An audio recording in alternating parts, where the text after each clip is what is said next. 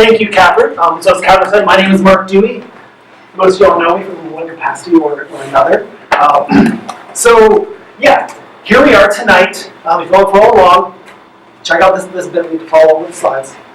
Pretty cool thing. So as Catherine said, my name is Mark. I am the course director here. I teach things. I've been a developer for over 10 years now. Wide variety of topics, from .NET to Node to Python to Cold Fusion to VB to mobile apps across the spectrum. I love me some JavaScript currently and some C#. Hi. This is my slide to remind me to introduce myself.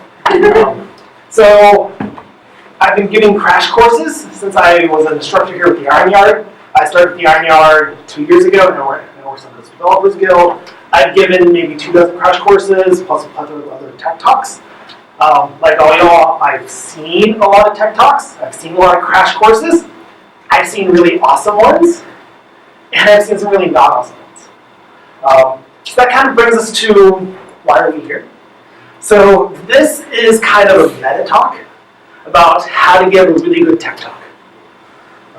This could be either for a crash course here with us, or it could be at a conference, like for a design conference that's coming up and looking for speakers, hint, hint, nudge, nudge, wink, wink. Or it could be for any sort of tech-related topic, even from as simple as like a lunch and learn at your job. It's how can you create an experience and a story around a topic of technology and communicate that in a very effective manner. So I have some thoughts on this, a lot of thoughts. A lot of deep thoughts. I've been thinking about this a lot recently. Because I don't know if anyone came to my .NET talk a couple weeks ago, back in January.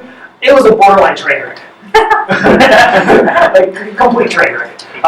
Long story short is I had a beautiful hour-and-a-half presentation. I lost half of it due to a technical reason, and I didn't find out. I didn't realize halfway through it. So it's like, ooh, this is not good. That inspired me to do this. I'm thinking about this a lot. I've also want to see good talks. Completely selfish, is that I want to be able to go to a talk on any given day and actually enjoy it and learn something. So that kind of brings like, let's kind of set some definitions. What makes a good talk? Right? I've been saying that. Well, what is a good talk? I've distilled that, in my mind, down to 3 basic ideas. A good talk, number 1, has some knowledge passed from me to you.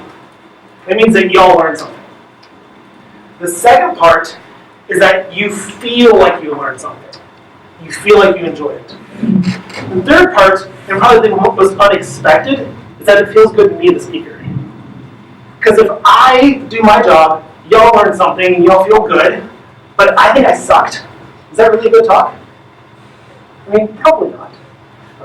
Like, I heard feedback from my trainer at the talk last month, and they all loved it. They wish it was longer, they wish it was better, they wish it didn't end in a fiery ball of garbage. But they loved it, and they learned something, but I didn't feel like I learned something. So now I'm not excited to do it again. But I want to probably be doing it again, because that's who I am. So those 3 things, knowledge being passed from me to you, you feel like you learned something, I feel like I learned something. This all sounds like it's a user experience. You know, we all deal with software to some extent. We've all built a website. So why don't we apply that idea to something else? Why don't we apply a good user experience, what all that means, to making a talk? Because really, this is an interaction, right? Here you all are. Here I am. I'm talking to you. I can see you. So why don't we kind of craft this experience in a way that makes it successful for all of us? I'm going to be saying that a lot, user experience. It's a great term. It feels good to say. I feel a little bit smart saying it. I do. I'm not going to lie. So on that note, I can see everybody. I know you all can see me. If at any time I say something that you all don't agree with, want to talk about, don't understand, just want to raise your hand and say hi, stop me. I like very informal talks. I like talking with you, not at you. Can everyone raise their hand for me real fast? So you can hear me. So now that we know that we need to make a user experience for our talk, we need to kind of see where this is going, how we actually craft that story. One crafting that story it comes down to, well, 3 big steps. I say basic, but they're not really basic. There's 3 really key good talks.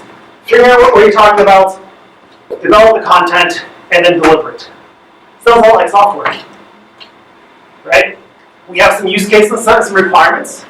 We do some work behind a keyboard to smash some buttons for a couple hours, and then we push it to a server and call it a day-ish.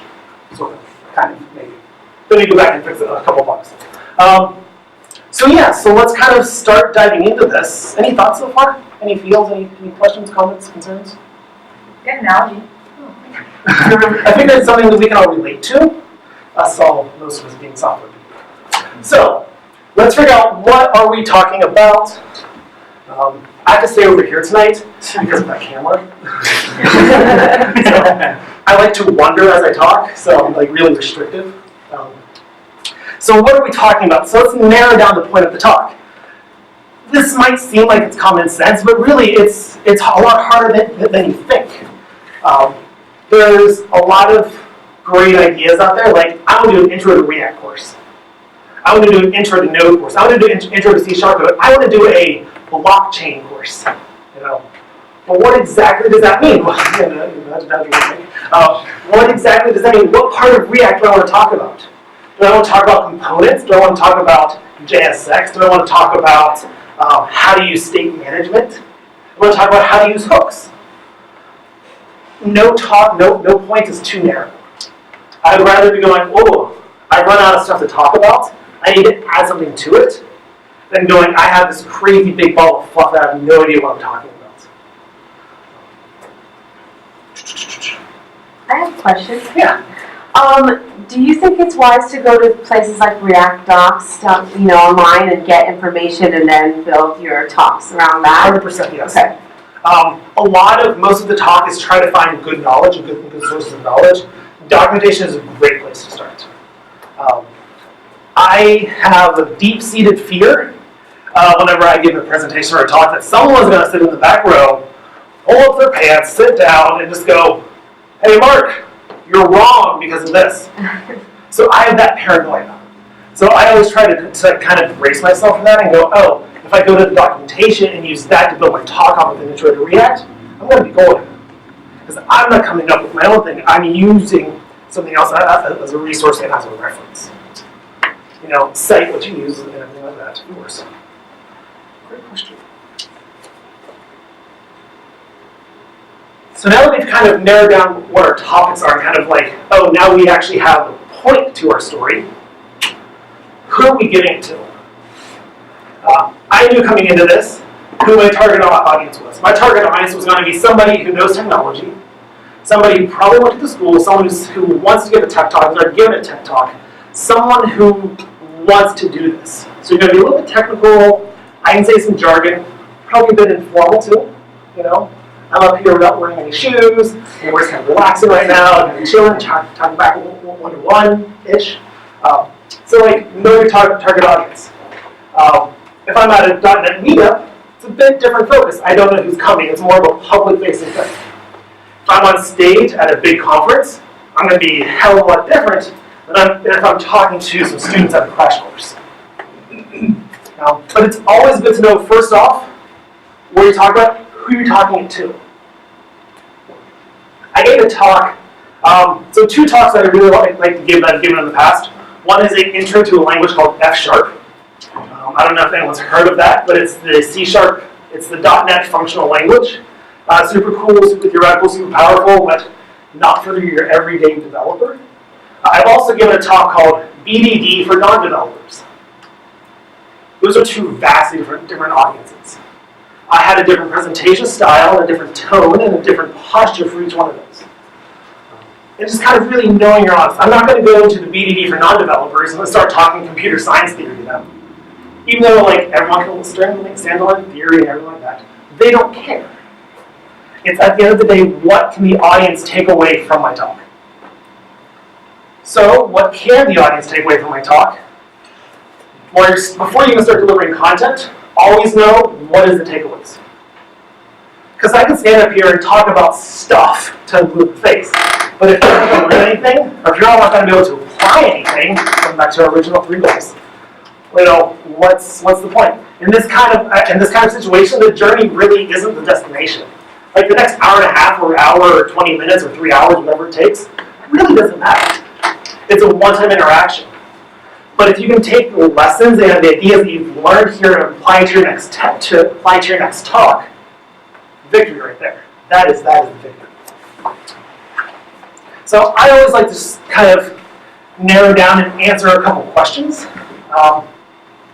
And these are really the questions that I try to answer. Is at the end of the day, what are the big core concepts you should know by the end of this presentation? What can you use tomorrow or tonight even? What are your next steps? And also, what physically are you going to be walking away with tonight? So like for a crash course, kind of like, let's kind of make up a crash course, an intro to React crash course. So for an intro to React crash course, I'm going to talk about components, I want to talk about state, and I want to talk about props.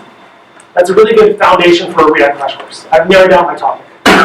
So what are the three big core concepts? React is a front-end framework. It has something called state and something called components. That's it. That's the big idea. What can they use at their job tomorrow? Well, maybe they can have some water cooler talk. Maybe they're a little bit smarter whenever a code developer says, hey, can we use React on this? What do you know about React? Are they going to convert their entire code base to React based off an hour and a half talk? Probably not. I hope not. I hope not. Unless that talk's really good. No, but what can they do with it tomorrow? Like, do they care that React was founded back in whatever it was or whatever? No, they care about what can they use to actually talk about it. What's the functional knowledge they use tomorrow? What are the next steps? If it's an intro to React, I'm going to leave you with, here's some React courses that I like. Hey, there's a part-time course starting up at a local code school that y'all should be interested in. It's like, where can they go to learn more? And as for materials, source code, examples. If it's a crash course, which we'll get to in a little bit, how interactive is it? Can you enable with any Git repositories that have code samples, any working code? It's what are they physically leaving with? So tonight, we're going to circle back to this slide and go hey, what are these for this talk? So now that we know the destination, now that we know where we're going, once you've figured out this for your talk, where you want the people to end up at 8 o'clock when this talk is done, well, now we have to start actually, developing the content, starting the show, which is actually kind of the easy part. If you know what you want to drive to, if you know where you're going, you kind of already know where it is. So you just kind of take the content that you want to give to them, and now you start kind of sprinkling out sporadically throughout the entire night. But it's always about a story. What story with the content do you actually want to make? And like every good story, a good talk has a beginning, a middle, and an end, rising action, and a climax, and a nice thrilling conclusion with the hero gets the princess, right? But really, that's what it is. The beginning of the talk, when you're developing, is all about setting the stage, setting the content, introducing the characters. In our fictitious Intro to React course, what's the stage? Web development, right? Okay, HTML. Okay, JavaScript. Okay, that's pretty much it, right? So a good intro to React is what is web development? What is the current state of web development? Why do I care? In the middle, the rising action is, here's JSX, here's components, here's passing data from one component to the next. Now we have a button on a screen that allows us to input a counter. Let's build a calculator with that. And the climax is them going, components make sense. I see a working component on the page. I kind of get this thing. It's not so scary anymore. And of course, the conclusion is they can actually go in and actually fiddle with it and change things. Because at that point, you've done your job. You've passed some knowledge from me to you, and they've actually taken that and applied it someplace else. How are we feeling so far? Y'all are just kind of chilling, absorbing it in right now. Good. Okay. Okay. So while you're developing your story, kind of figure out what kind of talk you want to give. So there's falls on a spectrum. And the spectrum for me is how hands-on the course is. So in a traditional STG style crash course, we're falling right about here. Kind of in the middle, maybe more towards the hands-on, because the focus is getting people coding, getting people learning. Which is nice. I have a Node one, an intro to Node. Like the first 20 minutes, we're talking about what the hell Node is. And then for the next hour and a half, we're coding. So that follows more towards this end. My F# one that I talked about before, it falls more on this side. Because that one's more about like static content, talking about functional programming principles, talking about like why F# is cool, and like seeing it not interactively, because spending like 45 minutes getting .NET working on your Mac. exactly. And that's really the case, is like your target audience, are they going to have laptops set up? So with F#, it requires the .NET framework. The .NET framework only works on some computers. You need a certain version of Windows. You need to actually do stuff around it. And if you don't want to spend your night playing tech support, you want to spend your night playing with F#. So stuff like that, static content's really good. It's also for the audience. BDD, behavior-driven development for non-developers, it's going to be over here. That's like firmly in static content here. Like you're writing no code for that. It's all done prior in slideshows. This thing, all static content, unfortunately. I like coding. I think the best crash courses are right around here. Like I'm writing Cucumber doc. Oh god, Cucumber. I believe. I don't know. Oh my god. Yeah.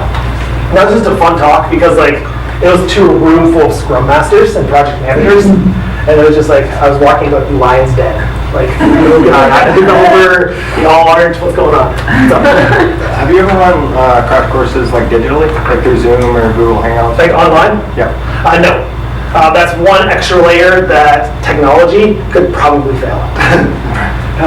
And really, like, the value of at least the crash courses that we kind of like to do here is like doing it in person, getting it together, and actually like doing it at the same time.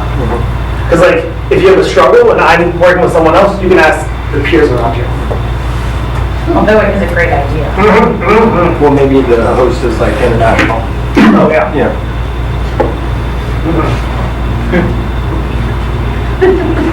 Making notes. Yes. Yes.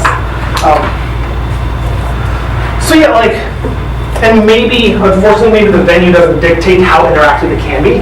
If you have a really good topic, but again, you're giving it for a front-end design conference on a giant stage, and to a theater, the people who don't necessarily have desks, you're probably falling on that end of the conference. Yes. You mentioned talking to a bunch of non-developers. What if you're talking to a bunch of kids?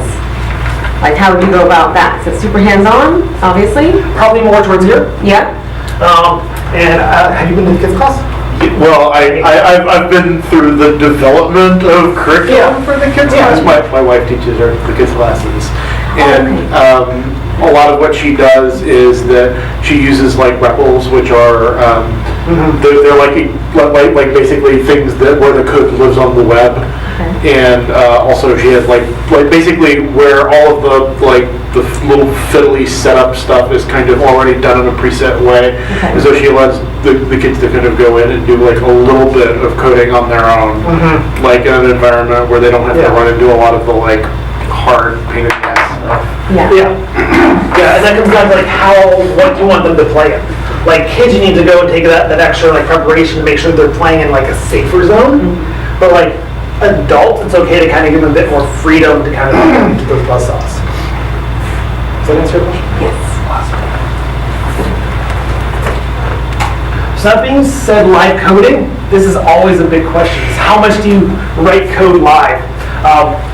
Ironically, I teach here. This is what I do for a living. I literally write code in front of people for a living, and I am terrified of this still. I have thoughts. Thoughts, sure.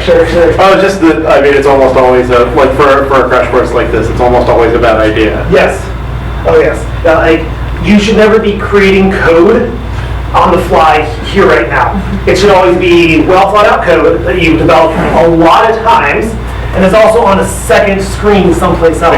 Because there's literally nothing worse than watching somebody like oh crap, I misspelled this word. Yeah. Oh, it still doesn't work. What did I miss? Let me check all of my open and closed parentheses. Yeah.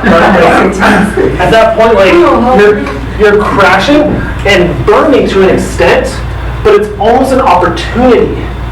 We'll get to this later on when we'll talk about like what to do when things start like snowballing on yourself. I mean, doing that is a huge part of being a developer, so there's value in that. Yes. It comes down to like when things are failing, don't internalize it and kind of keep on talking through it. Like I added my object here, I added my parentheses here, my variable here, this is what this is doing. Because you're kind of live debugging for your audience as you go. So it's really valuable. But live coding is really cool, and you look really cool doing it. If it works successfully, high risk, high reward kind of thing. I always like triple test my code. I always have a working copy of it up on GitHub. So it's always there for me to do. That's smart. Yeah, right? And I always have it running someplace else on my machine working already. So my intro to Node, it's up on GitHub. It's on a branch called Final. And during the crash course, not only do I have the code snippets ready to go, copy and paste worthy, ready to go, but it's also running on my local machine someplace else, so I know it's running. So it's not some weird like latest Mac update broke my code or something like that. It's always, I know that it's working, and I always have plan A, B, and C in case it's not. So yeah, so we've been kind of talking about like how to develop content and like what it kind of looks like. We have a story, beginning, middle, and end. How interactive is it? Where does that go? Well, when developing a talk, there's really 4 types of content that we need to make. What does this thing say? What does the screen say? What do I say as a speaker? What does the audience get, so that material that you hand out? And also, what's on my notes? And we'll kind of dive into each one of these a little bit. So let's talk about slides. Everyone loves slides, right? Are slides mandatory? Are slides recommended? Yeah. Probably. Now, death by PowerPoint, it's a thing. You notice how my slides, really simple, really clean. You know, they have what I'm talking about, and one little funny witty joke here. I try to be funny. I don't mention a lot, but you know, it's one of those like, it's there, it's a treat, but really the main content, what is it? It's right here, right? Like, I am the star of the show. I am the center stage of this production tonight. That's kind of what it is. This is not your star. If I put a paragraph up here and sit here and read it to you, is that really effective? Like, how many have seen a PowerPoint presentation where it's like literally a wall of text? The person just like, according to Wikipedia, this is a thing, this is a thing. And it's like, dude, I can read. Talk to me, explain what this wall of text means. Like, yeah, there's Bible stuff here, but I'm here to listen to you to actually see it and hear it. You were at my last crash course, or my last career support, weren't you? Maybe, maybe. Some fun things I do with slides, I use them as talking points. See, these are actually also hidden speaker notes. I like mental cues. I sometimes put my slides on a timer. That's always a fun thing. You'd be like, oh, these slides are going to auto shift every minute. And it kind of keeps me on pace. Hi, Tony. Hi, I have a question. Yes.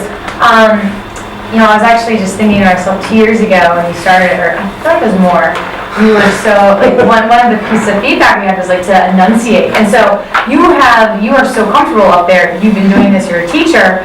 And so what do you recommend for someone that's new to doing it and might be reading and like kind of, because they're so nervous, they're gonna have these wall text slides just so they make sure to at least deliver the content as you transition to a more comfortable state doing it, right? Because some of us just might not be natural, or it's gonna take us some time to evolve, which you're an amazing speaker, an amazing teacher. I try. So like, you think it's okay to have a balance? Yeah, oh yeah, and we'll get to it in a second, is I have speaker notes here. Like, everything I'm saying is pretty much on a script on this screen.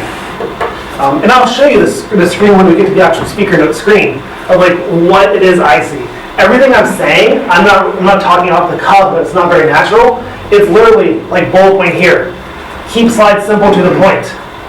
Do not read straight from the slides. And then do you have tips and tricks for how you became so amazing? Practice. Really? Yeah. Yeah, like practice and failing and succeeding and learning by doing. Great question, Tony. Do you have some? I would also like to suggest, like for me personally, note cards. Yeah. Like, I know it's old school, but like there's something about like having them ordered correctly so you're only seeing one at a time. Oh yeah, no cards, a notebook that has like pages that you can physically flip as you go. Like there's no wrong way to keep speaker notes going. And it'll really kind of make your slides a bit more impactful if they're augmented by what you're saying rather than you're augmenting your slides by saying what they're saying. I haven't done this yet, but a good tip is also have blank slides on occasion throughout your slideshow. So it's like, oh, here's a point I'm making. All right, slides are gone, slides are blank. Now it's just us talking. And no one's even distracted by what's going on here. So like for a crash course, if you're actually doing something and everybody has the materials to follow along, yeah, turn off this or turn to a black screen. Or bring up a new window in your editor and just show nothing for a little bit. Just actually share a moment with the audience. You know, like, we're all in this together, kind of thing. So that's great. Now we're kind of thinking about what we're saying. What should we say? What makes a really good talk? When we go back to what I'm talking about, short story for you, short story. Back when I first started at the Iron Yard, I was doing my very first crash course on Intro-to.net. I was a shiny face little instructor ready to go, ready to like share my knowledge on the world. And we had a guest camp instructor for a week. His name was Adam, I forget his last name. Great guy, and it's like, you know what, hey Adam, I want to practice my crash course with you. So please, let me, and it's like, okay. So it's like, walk over, cue my slides. Is that his real name? Adam? Yeah. Well, I'm pretty sure I know who you're talking about. Yeah, probably. And the first 20 minutes of my presentation was centered around the technical history of .NET. It was back in 2000, C# was invented. In 2002, we switched to .NET 2.0, and like halfway through that, Adam just stops me and goes, "Why do I care?" And really, it's like, I've been speaking about these facts and figures, which I personally thought was very interesting, but he had a point, right? Y'all don't care about technical histories, the technical details. This goes back to kind of the original points, right? What makes a good talk? Are you learning something you can use tomorrow? Are you learning something you can use at your next talk? Are you learning something that actually matters? It doesn't matter that ASP.NET 2.0 came out in 2003. No one cares. What you care is that C# 8 just came out with the brand new non-nullable reference types. But yeah, like, no one cares about facts and figures, so really work on what you're saying. Even though it might sound cool to rattle off like, oh, HTML stands for Hypertext Markup Language. Does that really matter at the end of the day? Probably not. What does the audience get for coming? Swag is cool. But really it comes down to like, what materials are you going to have? I'm going to give you these slides, and probably my speaker notes too. That's kind of like a nice little like look behind the curtain how this goes. Maybe Catherine will put the video somewhere. Going up on YouTube. It'll be on YouTube, so you're going to get a video of this, all the notes. It's the best I can do. I don't have source code. Sorry, not one of those talks. Which brings me to my speaker notes. I just want to show you kind of like what I see behind the curtain here real fast.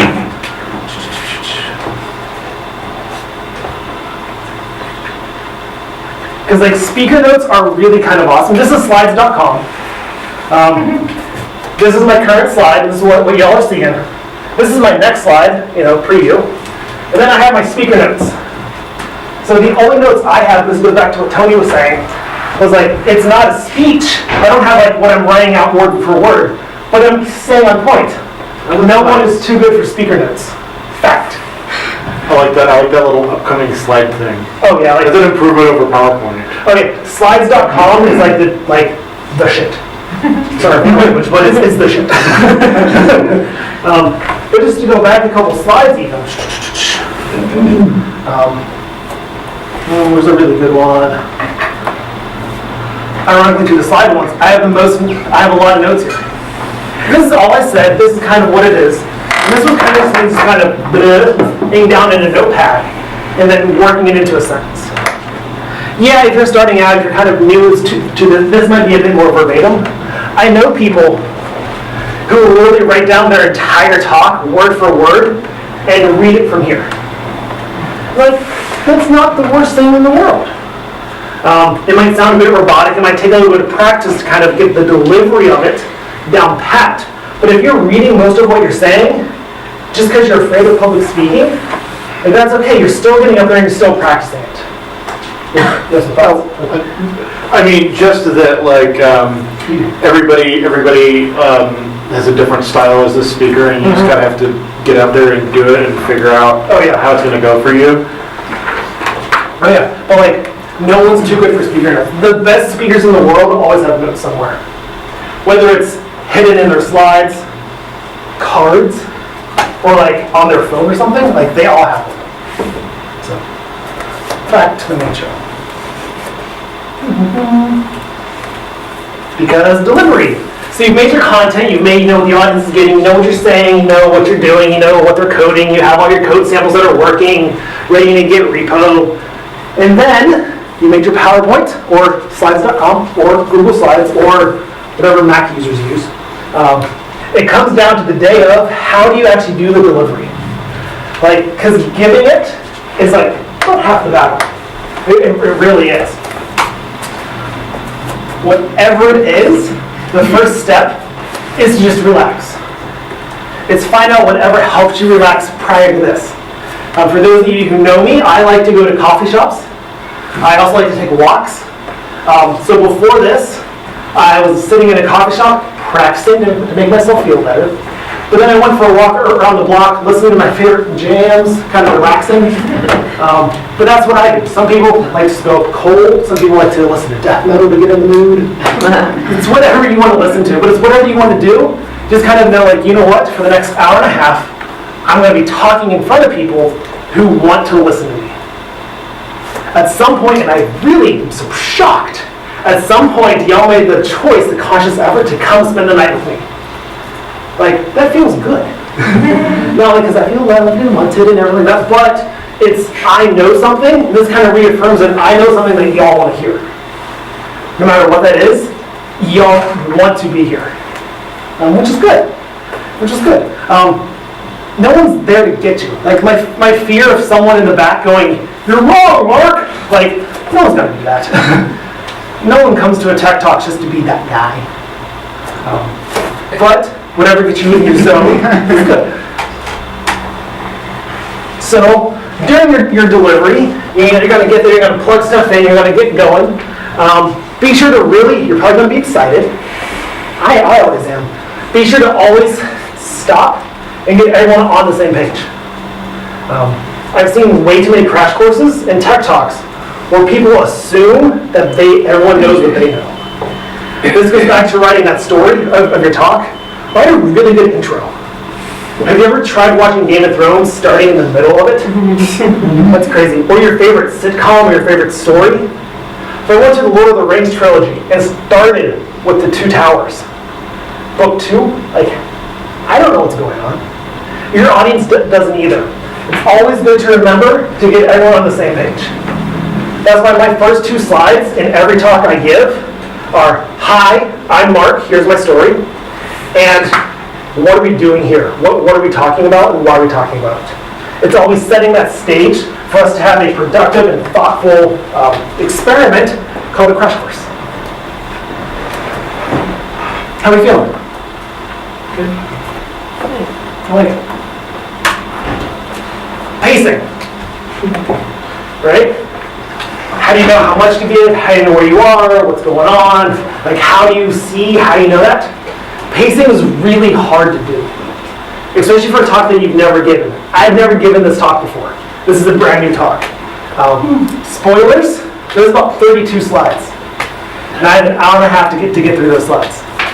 We're on slide 24 right now. I've been talking for 35 minutes. My pace is a bit fast.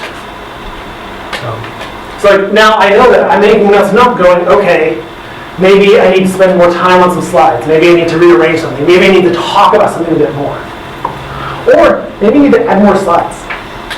Maybe we get to the end and we still have extra time. Maybe we have time for an activity.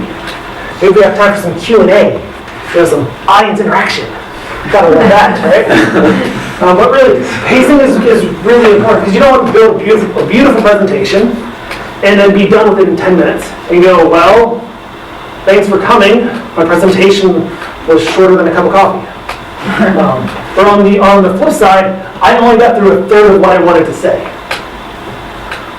So how do you judge that? Well, that comes down to practicing. Practicing is really good to do because you kind of know how far you want to get. I also like to do milestones with my talks. So here's milestone 1, milestone 2, milestone 3. So for that intro to no talk, the first milestone, do you have a question? Yeah, but I wanted to catch it once you're finished with the sentence. Okay, so like for my intro to no talk, my first milestone is, okay, we have an Express app that loads a page that talks to an API. That's awesome, that's my first milestone. If we get there and the time is up, great.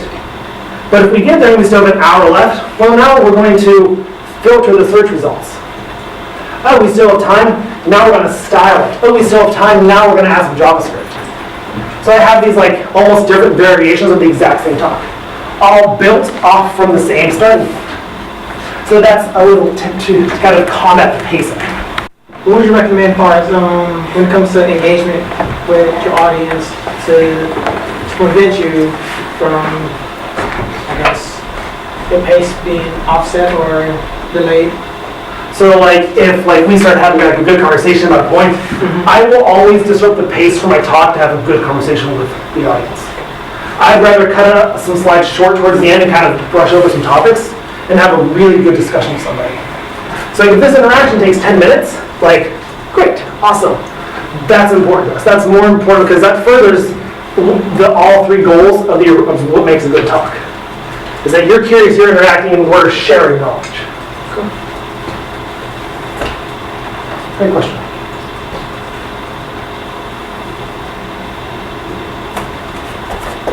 So, that being said, what if it's like more towards like one person's just like taking up the time? If that makes sense.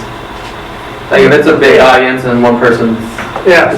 So if you would all of a sudden start like dominating my time and dominating the interaction, that comes down to you as a speaker to kind of be aware of that.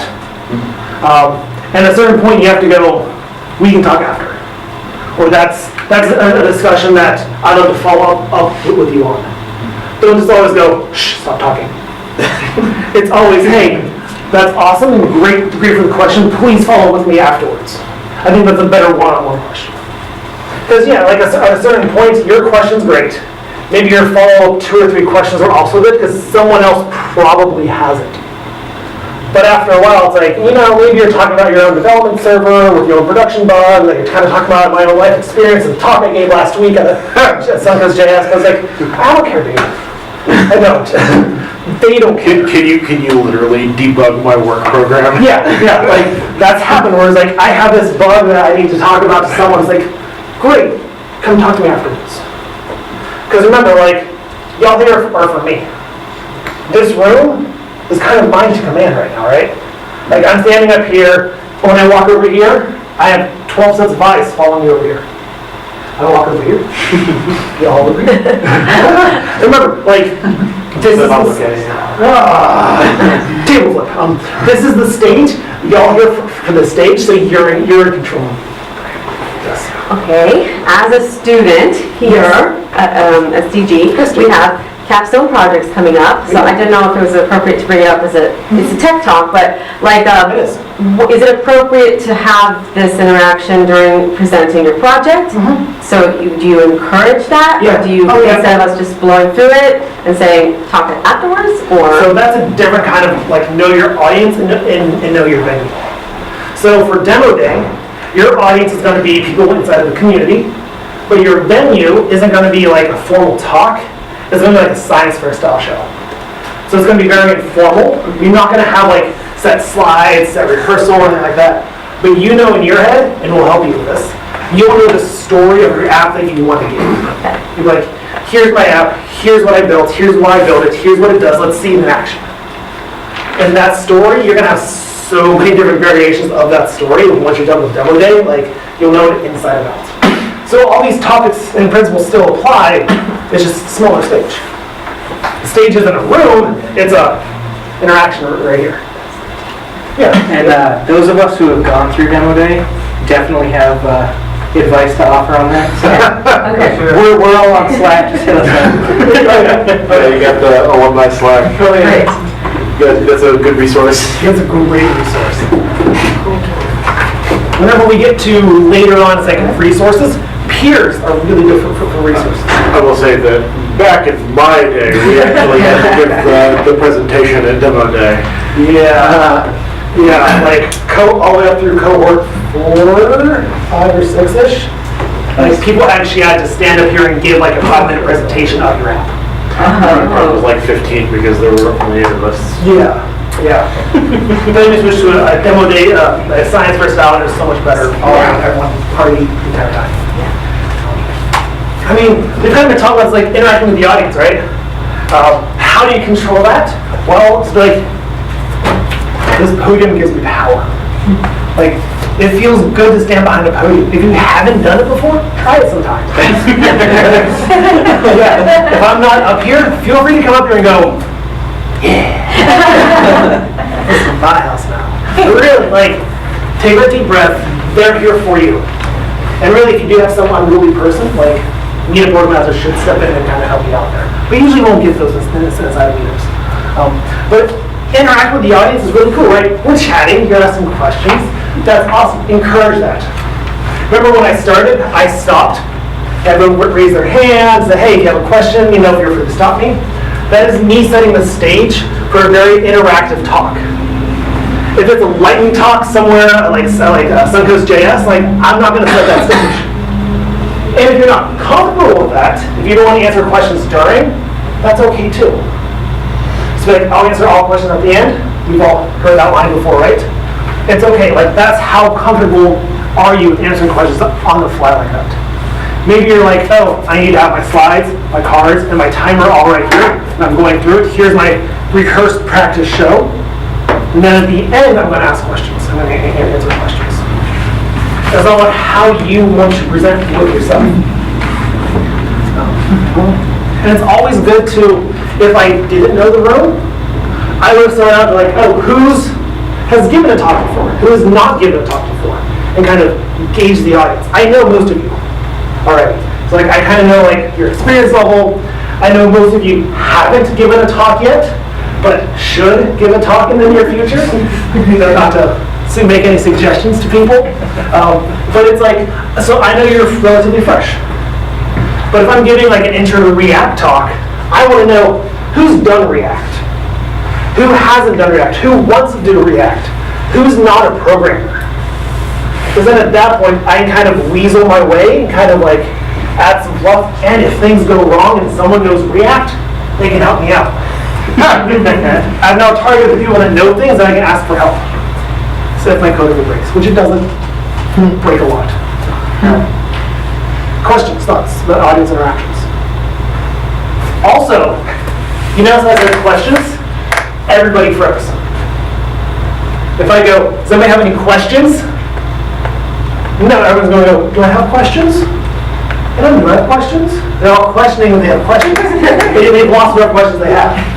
I like to say, how are y'all feeling? What do y'all think right now? What do y'all think? What's going through your heads? Kind of a bit more of a conversational approach.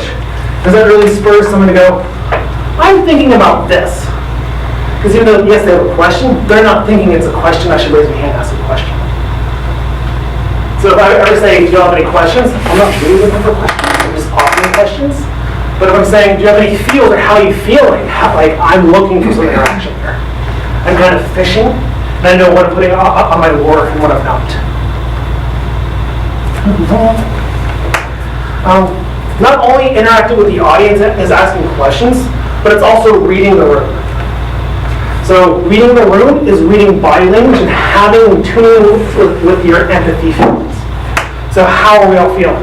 If you're sitting there, like, if everyone is sitting there cross-armed and kind of like like leaning back in your chair kind of with a smug little face on you, you don't have a smug face on you. But if they're all like, what's going on here? Like, they might be confused, or they have some negative feelings.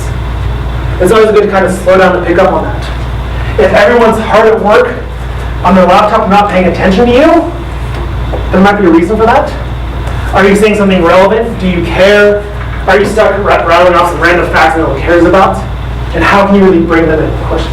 Well, it's more like a comment when you were talking earlier about like make sure that everybody's following you. Like that's another thing is that like if you could lose people halfway through a talk, so it's really important to read the room and see if you're losing people and try to get them back in. Oh yeah, like there's been a lot of talks where like I look out in the audience and like glazed over eyes, like I have no idea what's going on.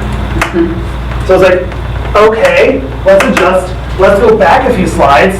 Let me tell you about it again. Like going back and reiterating or re-explaining something in a different way to get your audience all on the same page is really good. Now I personally would never go, hey, Anastasia, how you feeling?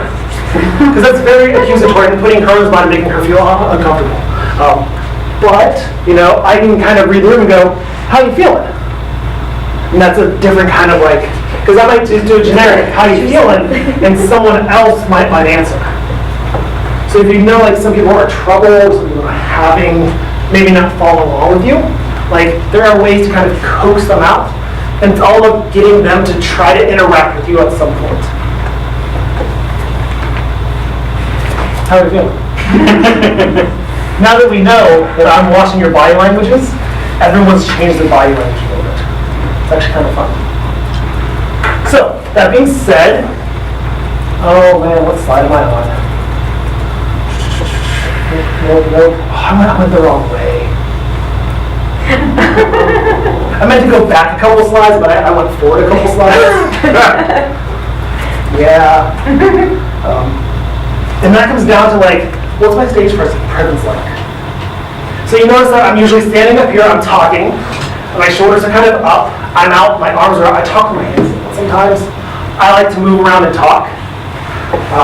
It's all how you kind of put yourself on display for the audience. I said earlier, this is like a production for a stage. It really is.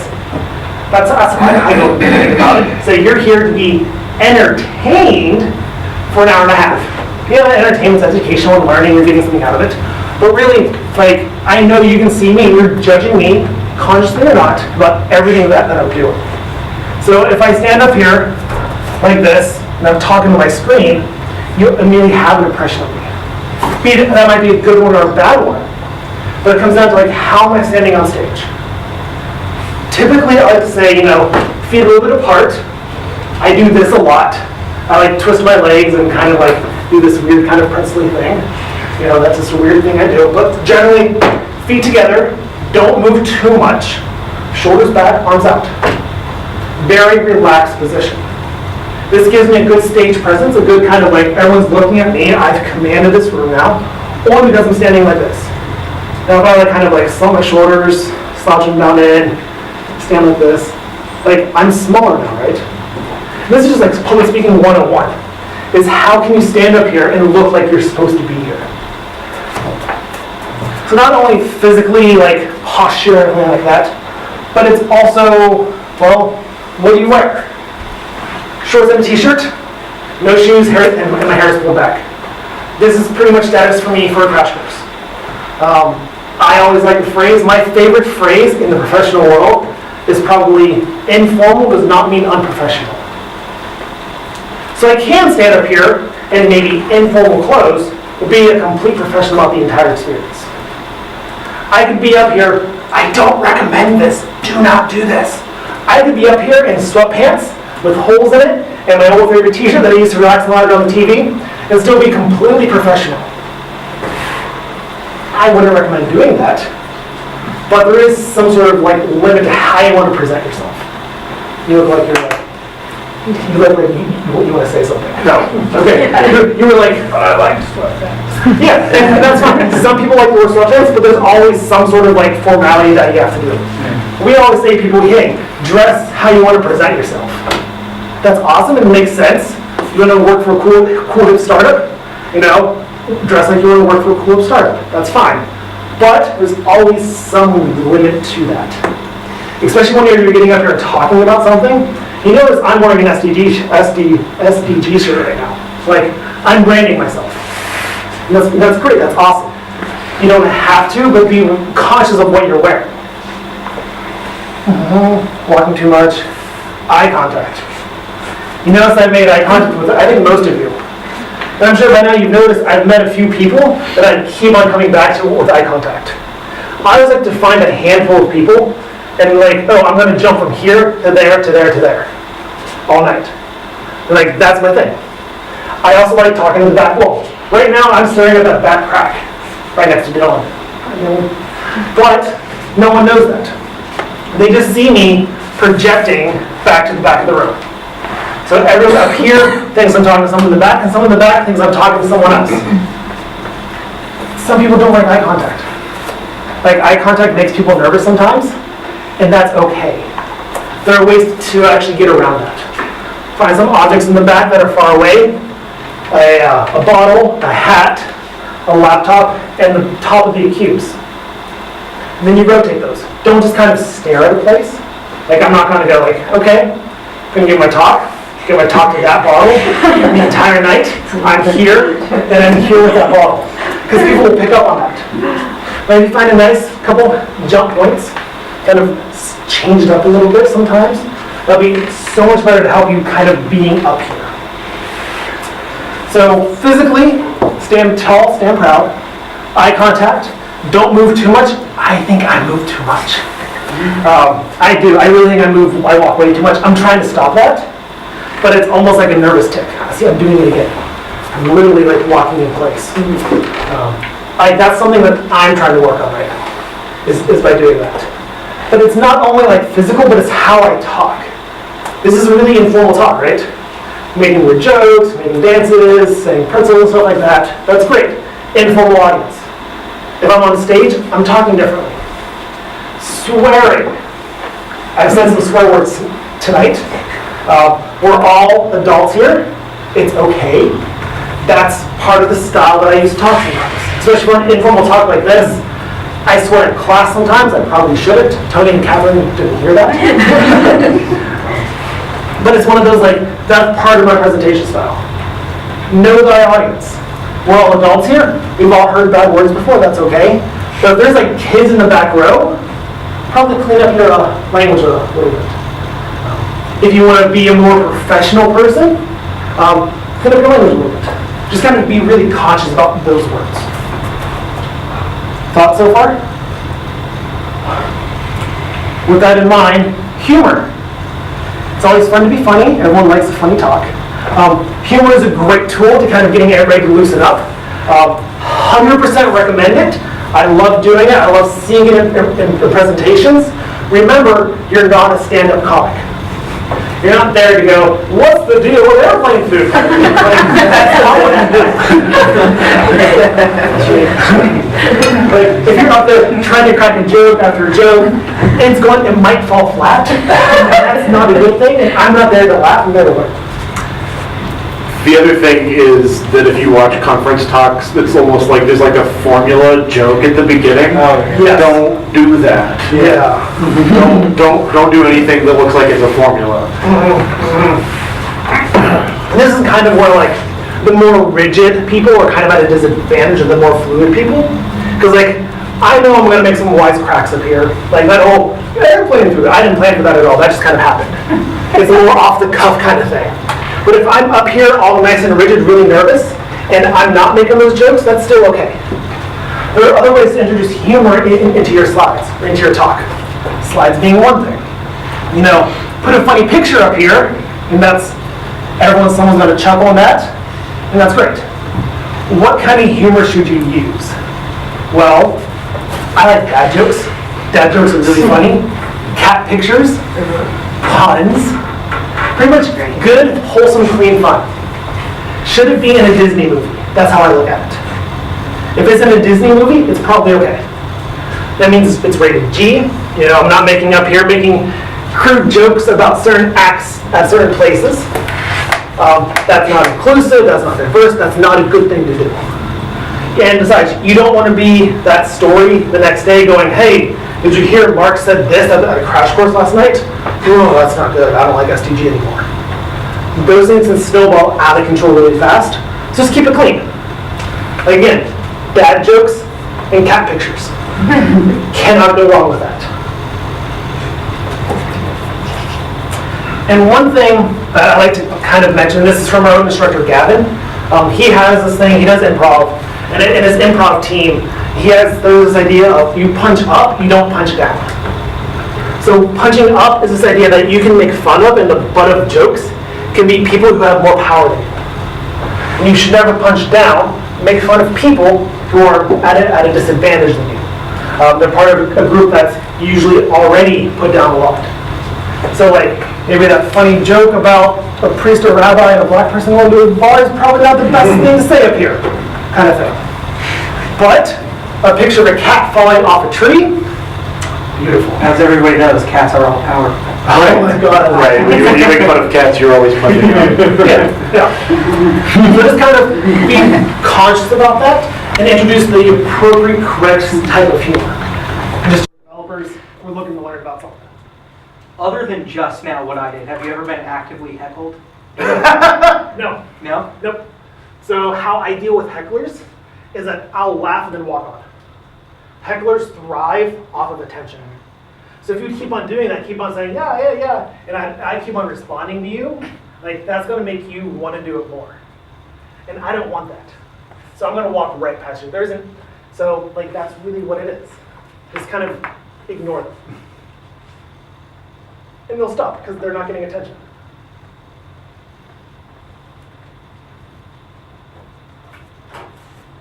Speaking of things, when things go wrong. So things can go wrong for a variety of reasons. Number one, don't panic. It's always bad to get flustered up here, but it's okay. Nobody's perfect. I've messed up a few times tonight. I know I have. So it's like, how do I recover from that? For example, whenever I did my slides backwards and slide forwards, that was an honest to God mistake. I wanted to go back a couple slides, but I went forward a couple slides. That went wrong. What did I do? Made a quick joke, took a deep breath, recovered, found my bearings, found some sort of like, here's where I am right now. All right, let's keep going.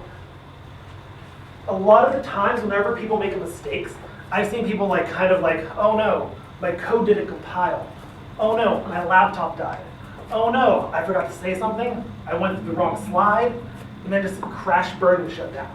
I know, and I hate to see that happen. Because really, it's not that bad. I'm a person. So like, people make mistakes, and that's okay. We've all seen people make mistakes in a talk before, and the best ones carry on, the worst ones crash. And if you do start crashing, always look towards like meetups. It's okay to have Confederates in the audience to be there for support. Alumni have come back and given crash courses, and they're like, hey, Mark, can you come be there for support to me? You don't have to do anything, but just sit in the back. Just kind of be there as a safety net in case things go terribly wrong. Yes? I've found too, not necessarily just with talks, but with a lot of things like performing live, like music or comedy or whatever, like usually if you screw up, unless it's really, really bad, a lot of people don't even notice. It's just sort of, Yeah. I find it's more what the person in the front, how they respond to their own mistake, that a lot of times they'll draw attention to it. So like if you have a joke that falls flat and then say like, oh, that didn't go well. You know, everyone notices it then, but if not, just, you know, just say something else and keep moving. Yeah, it's always fun because if you always get like weird about like saying something embarrassing or something really embarrassing happened, think to yourself, when is 3 times someone else did something embarrassing? And really, like, try to list them out. I can't do that.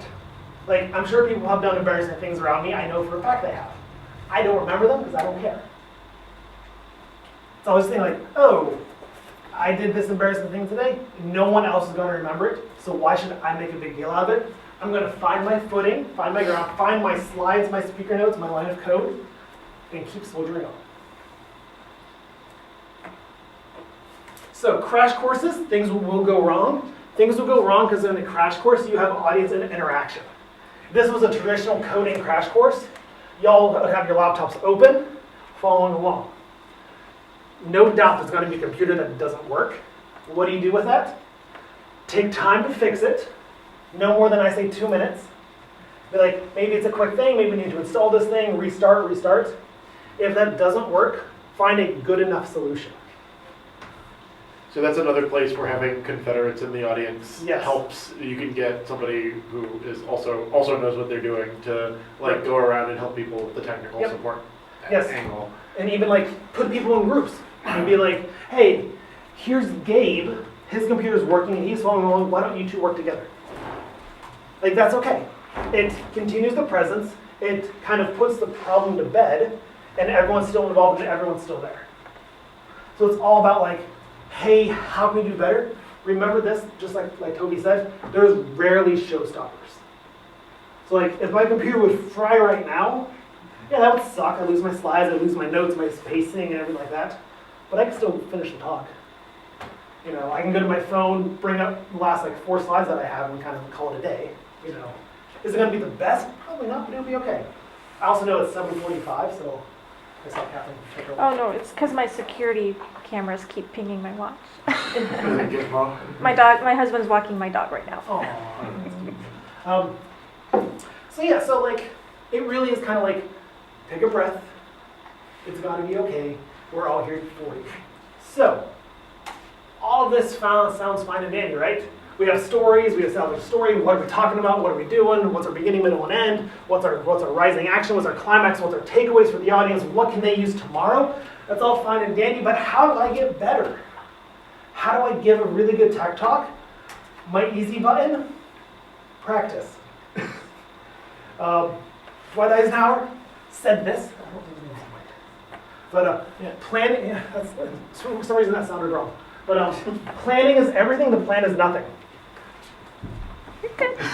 Okay. Like, I spent some odd hours planning this.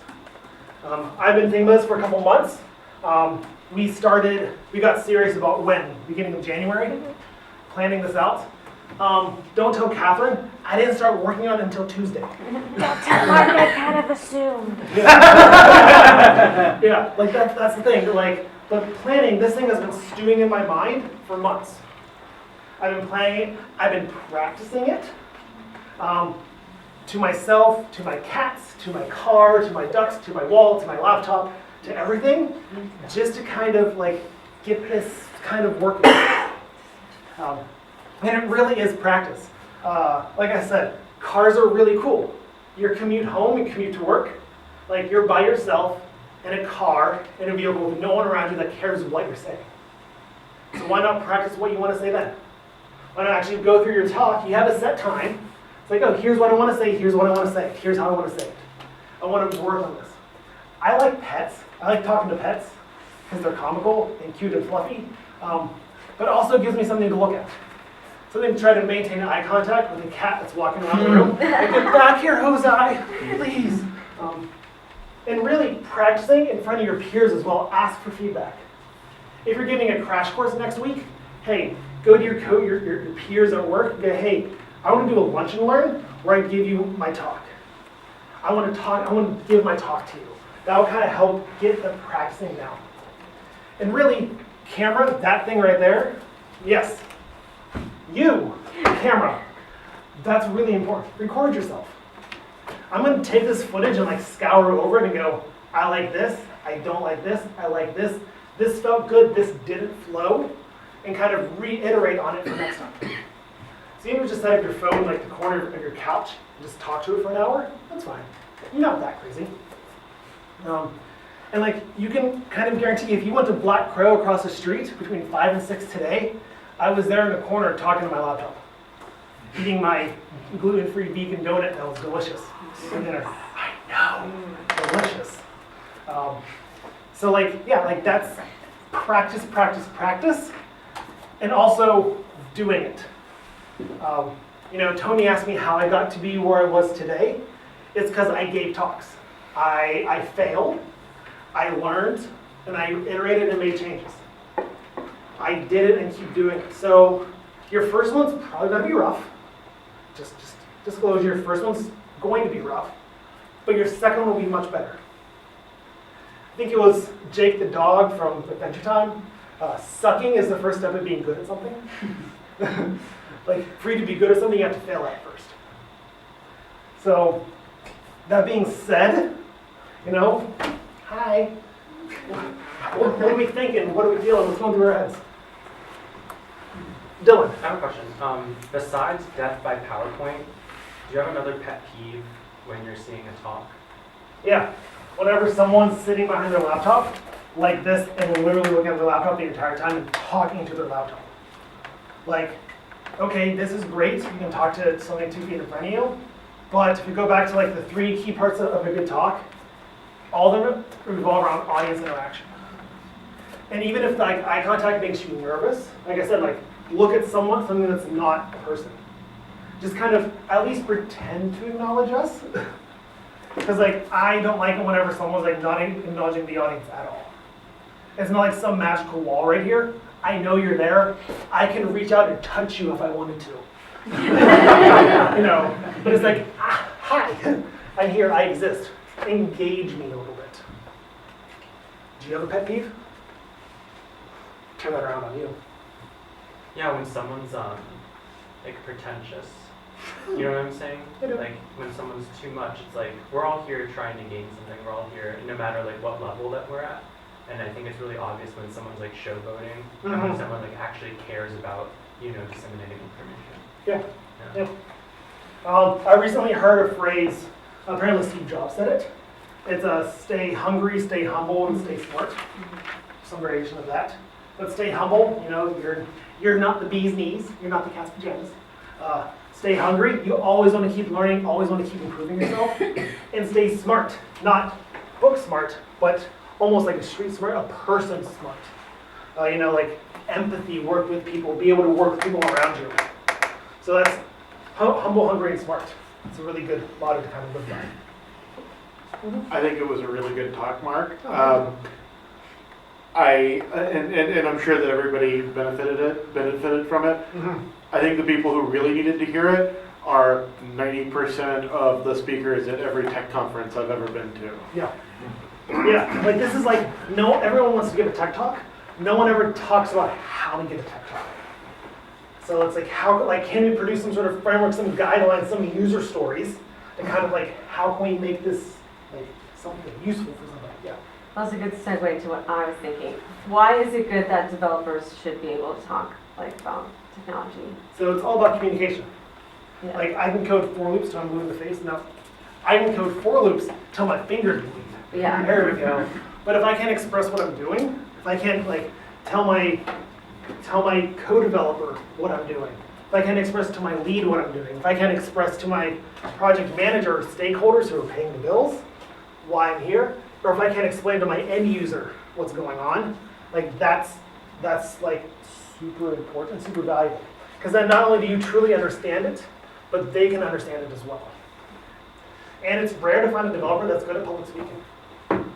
And like, yeah, I've kind of been framing this like, oh, tech talk presentation, big audience, yeah.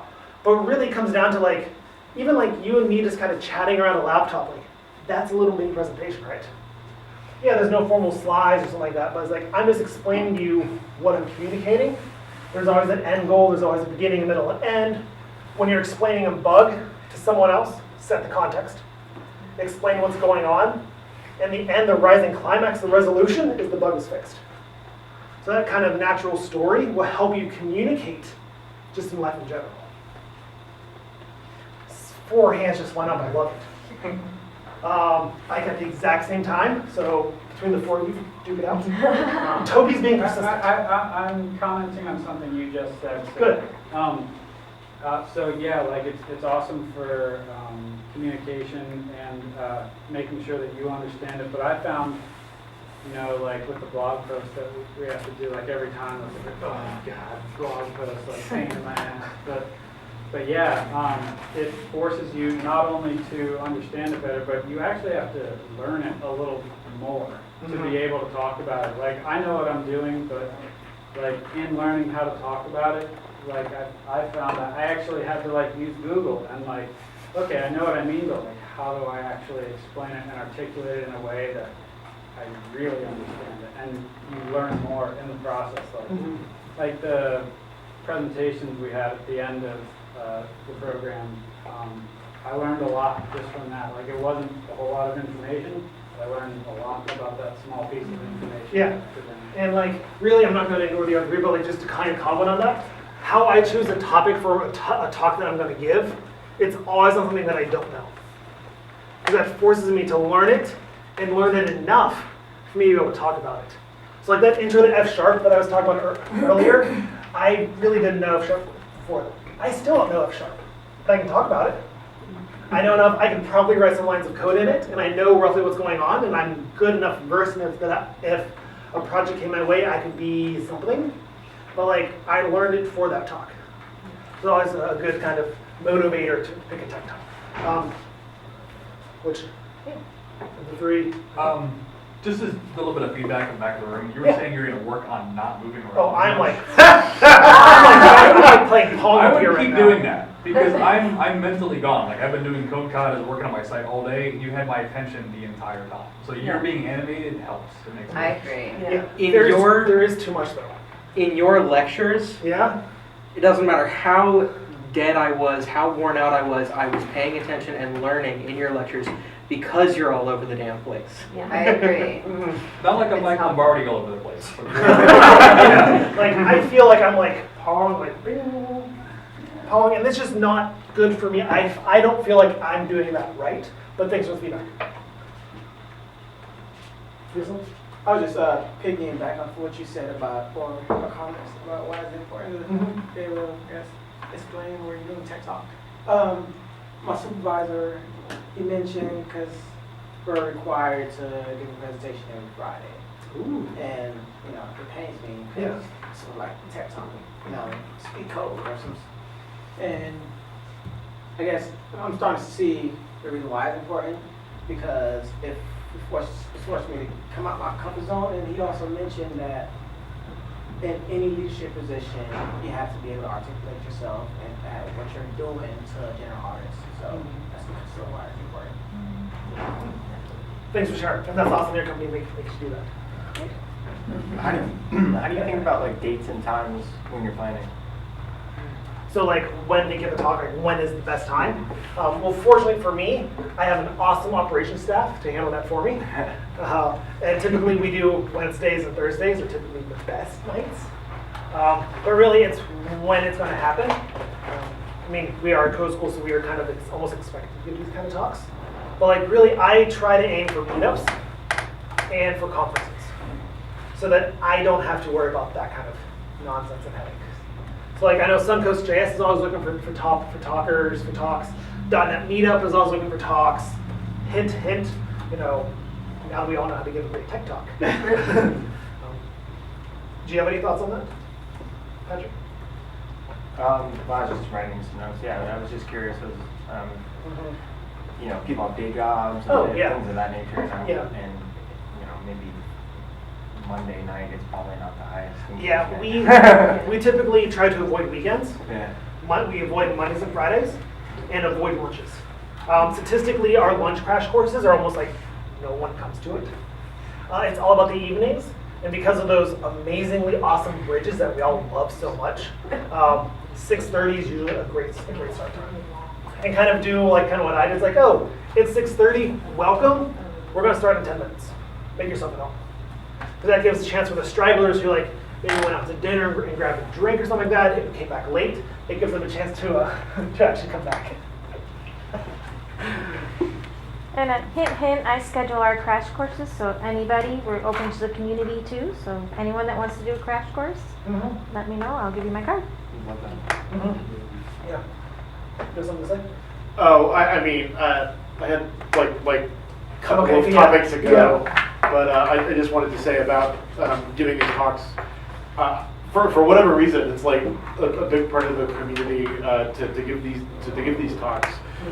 But I do think just like in terms of like on an employment level, web development is a field in which you have a lot of people with not very great social skills and not very great communication skills. And at almost every company that you come into, you're going to have a lot of really smart developers that cannot communicate with project managers, with general management, with anybody, and that lack of communication causes like a major problem in a lot of companies.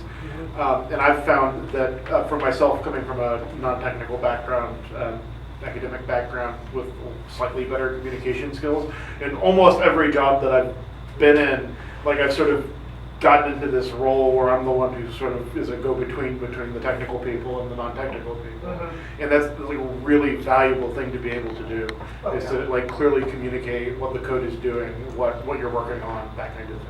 As someone who does have better soft skills, and I want to learn all the hard skills and be able to talk about it, it does put more pressure when you are in the team that can have those skills but can't talk about your work. So I didn't know how to approach that. Yeah, it's always kind of like people, if you can talk about your skills, about what little, I use that really relative term, what little hard skills you think you have, but if you can talk about those, you automatically are assumed to be like a little more knowledgeable. Just because of human nature, if you talk about things, people will want to listen to you. So to help up what she just said, what I've always think is best, especially so if you ever want to learn how to do hard things, like the more technical aspects, whenever you talk to a developer, one of the best things I like to do is give analogies. So whenever you think you know, say, all right, so it's like this. And because that's like a universal language, so you can like kind of visualize what's going on to help you translate. Yes, I mean, you guys, the teachers do that a lot of times. You give so many analogies that helps put into perspective. The drawing parallels, that's something I did. Mark will tell you I did 5 times every lecture, probably to the point where it was pissing off my classmates. But I really got a lot from that because I had some relevant background knowledge that I understood in some capacity. And if I'm able to make a connection here, then that fundamentally gives me more understanding in this brand new thing and brings me a step closer. I just didn't want to get good at the analogies and the stuff that I know, and then be like, oh, well, the thing goes in these tags, and it calls that. And really, like just like learning to do a good talk and practicing, the best way to get better at that is to try it. Okay. Yeah, like if you go to a veteran developer in your classmates and go like, hey, I'm going to explain this to you, and if you get it wrong, they'll probably tell you. They should tell you, please. And senior developers, very opinionated, will tell you that you're wrong. And the best ones will say, you're wrong, can I explain this to you in the right way, and kind of work with you, and not just go, you're wrong, sit down. So, Do you like my senior developers on your team is like its own set of soft skills that you have to teach you at Suncoast Developer Guild? What else? What else we feel? Any questions? I know it's 8 o'clock. But any questions? I would like to give a tip. As I like to tell the students a lot, don't do as I do as I say. Don't drink a lot of Mountain Dew before you get up to give a talk. Yeah. Don't chug a Red Bull 30 minutes before the talk because the crash is going to hit you. I was saying, know your body's limit when you're prepping for a talk. So like, don't go for a 5-mile run and then give a talk if that drains you. Don't do, quad shot espresso Americano. I do, unless you know how it affects you. Don't do like 4 shots of Jameson and then go. Don't do that unless you're a functional alcoholic. Yeah. So yeah, like that's something like know what your body can take. You might be nervous. 1 glass of wine is okay. A bottle, probably not so much. I find that if I'm really nervous, doing like a shot before a talk is like actually pretty effective at loosening me up. But that's that's not necessarily for everybody. Yeah. Right. Yeah. Thanks for coming out. I know most of y'all know me. Blah, blah, blah, blah, blah. You're all awesome. Feel free to reach out. Mark at suncoast.io, at Joger2009 on Twitter. I tweet probably 3 times a year. And if you want these slides, they're available right here. It's the same link that was before, except without the live part. So feel free to share and have fun. Thank you. Thank you.